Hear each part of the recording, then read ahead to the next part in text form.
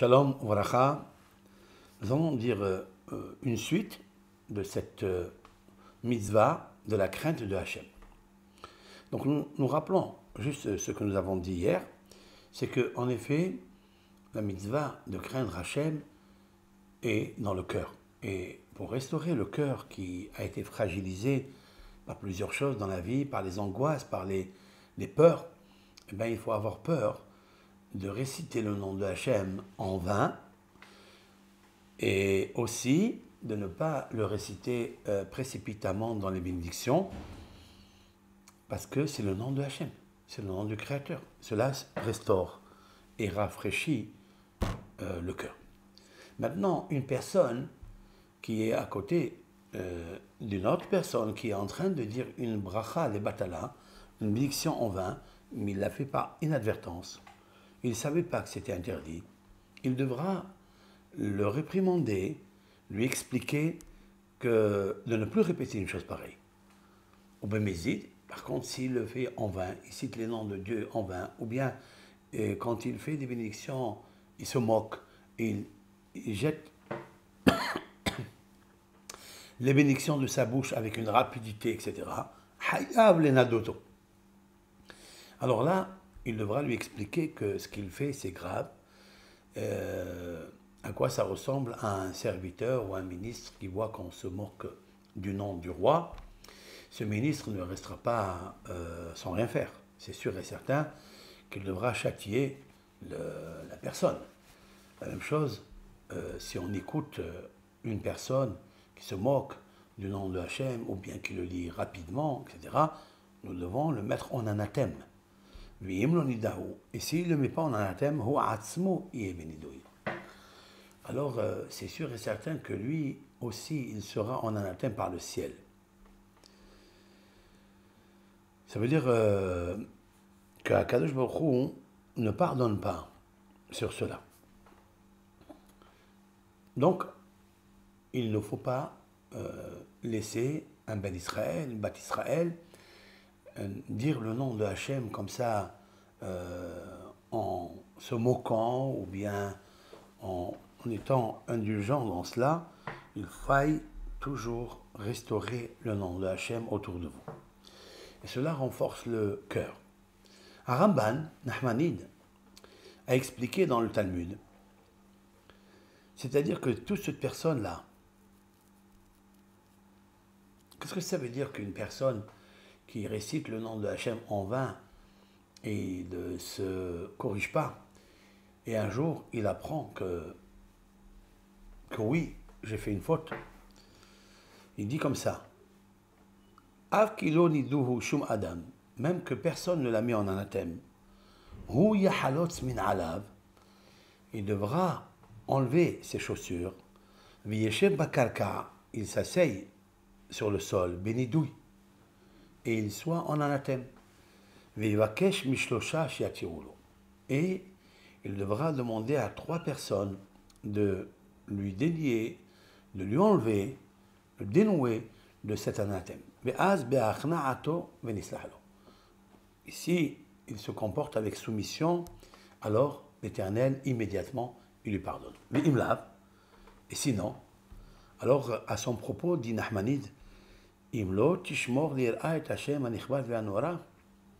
Éternel, si tu ne fais pas attention à sauvegarder l'importance du nom de Hachem, qui est glorifié, qui est redoutable, alors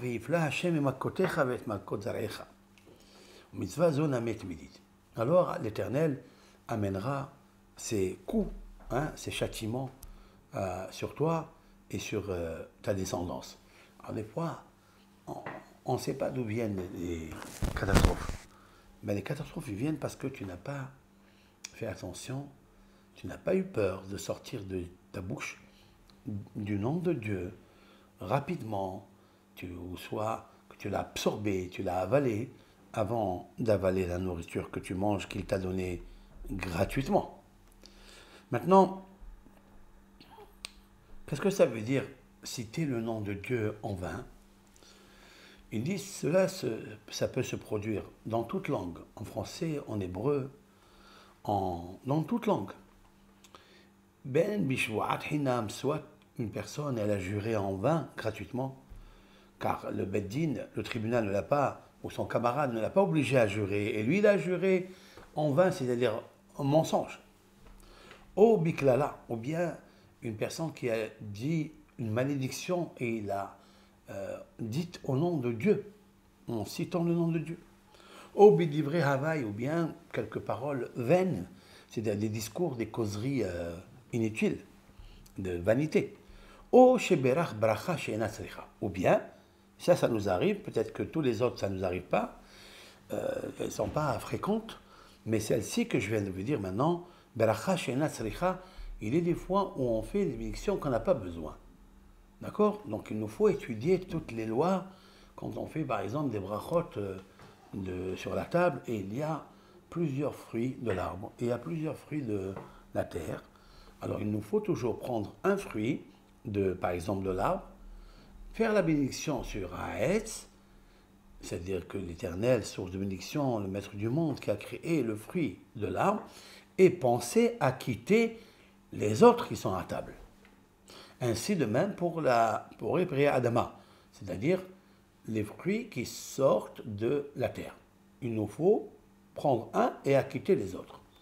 Maintenant, une personne, ça peut lui arriver, il y a des fruits à table, et il y a des pommes, il y a des oranges, il y a tout, les fruits de l'arbre. Et lui, il mange un, et qu'est-ce qu'il fait après? Il ne pense pas à quitter les autres. Il va devoir faire la bracha pour les autres. Et ça, c'est une bracha qui n'est pas obligatoire, qui n'était pas obligé de le faire, puisqu'il pouvait la quitter avec la première. Ça, c'est pas bon du tout. Il faille faire très attention à ne pas réciter le nom de Dieu.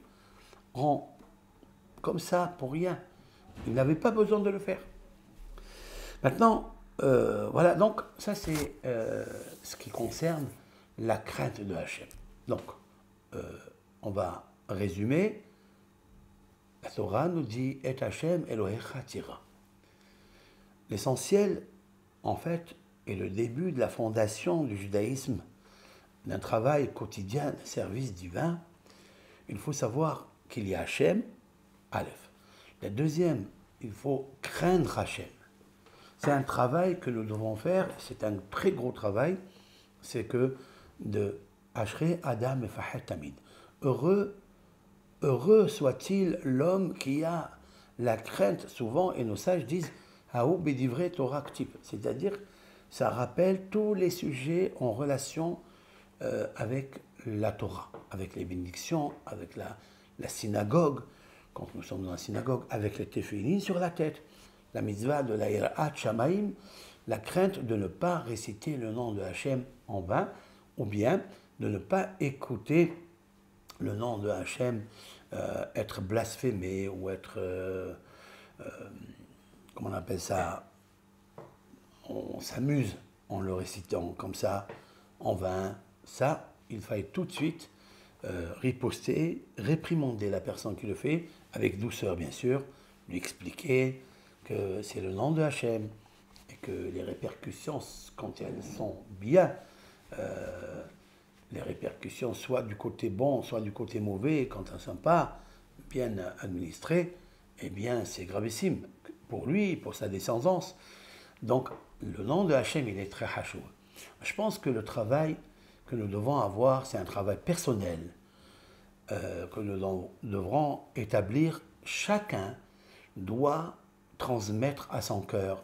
C'est bien tous ces cours, c'est bien tous ces morales, cette éthique qui est diffusée de partout, mais je pense qu'il ne faut pas s'accoutumer uniquement à écouter sans faire un travail intérieur de soi-même. Il faut prendre des fois une petite réflexion, essayer de l'imprimer en nous et de se conduire selon ça. Parce que c'est ça le bénéfice de tout, c'est ton travail que tu dois faire. On le répétera assez souvent parce qu'il y a beaucoup de gens qui je sais qu'ils écoutent beaucoup de shiurim, beaucoup de cours et tout, mais ils ne font pas un travail personnel. Lorsque les épreuves arrivent, ben elles rejettent tout, elles n'écoutent pas comme si c'était quelque chose de nouveau. Oui, c'est nouveau parce que elles n'ont pas travaillé sur elles. Kol Tov.